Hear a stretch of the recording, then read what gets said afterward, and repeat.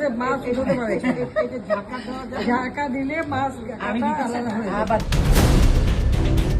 বাংলাদেশের রাজনীতির আড়ালে লুকিয়ে থাকা এক অদ্ভুত গল্প আজ সামনে এসেছে। একদিকে সাবেক প্রধানমন্ত্রী শেখ হাসিনার গণভবন, অন্যদিকে বর্তমান অন্তর্বর্তী সরকারের প্রধান উপদেষ্টা মোহাম্মদ ইউনূসের বাসভবন যমুনা।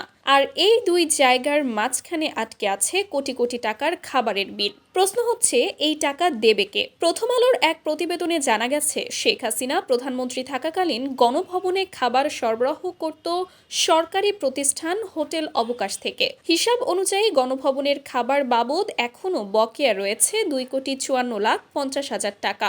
অথচ এই বিল এখনও কেউ পরিশোধ করেনি। শুধু তাই নয়, বর্তমানে মোহাম্মদ ইউনূস যেখানেই থাকছেন সেই যমুনাতেও একই হোটেল থেকে খাবার সরবরাহ করা হচ্ছে। সেখানে বকেয়ার পরিমাণ তুলনামূলক কম হলেও সেটিও প্রায় 34,73,000 টাকা। সব মিলিয়ে প্রশ্ন উঠছে, সরকারি বাসভবনের খাবারের বিলই যদি বকেয়া থাকে তাহলে দায় কার? হোটেল কর্তৃপক্ষ বলছে তারা একাধিকবার অন্তর্বর্তী সরকারকে চিঠি দিয়েছে, কিন্তু কোনো কার্যকর পদক্ষেপ নেওয়া হয়নি। পর্যটন কর্পোরেশনের এক কর্মকর্তা জানিয়েছেন, বর্তমান অন্তর্বর্তী সরকার আগের সরকারের সময়কার এই বিলের দায় নিতে চায় না। এখানেই গল্পটা আরও জটিল হয়ে ওঠে। গণভবনের ক্ষেত্রে হোটেল অবকাশের দায়িত্ব ছিল শুধু খাবার সরবরাহ নয়, রান্নাবান্না, বাজার করা, এমনকি রাজনৈতিক বৈঠক ও কর্মসূচিতে শত শত মানুষের খাবারের ব্যবস্থাও করতে হতো তাদেরই।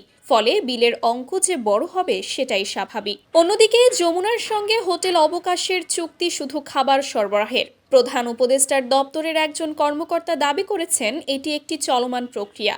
কিছু রানিং বিল থাকতে পারে, কিন্তু সবচেয়ে আশ্চর্যের বিষয় হলো আগের বকেয়া থেকেই গেছে। অথচ গত আগস্টে যমুনার জন্য হোটেল অবকাশের সঙ্গে নতুন করে 1 বছরের চুক্তিও করা হয়েছে।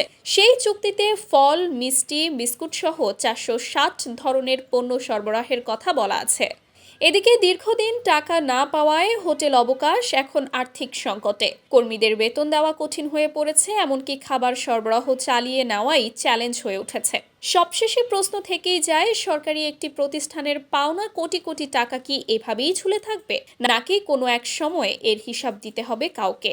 এই উত্তরটাই এখন জানতে চায় সবাই।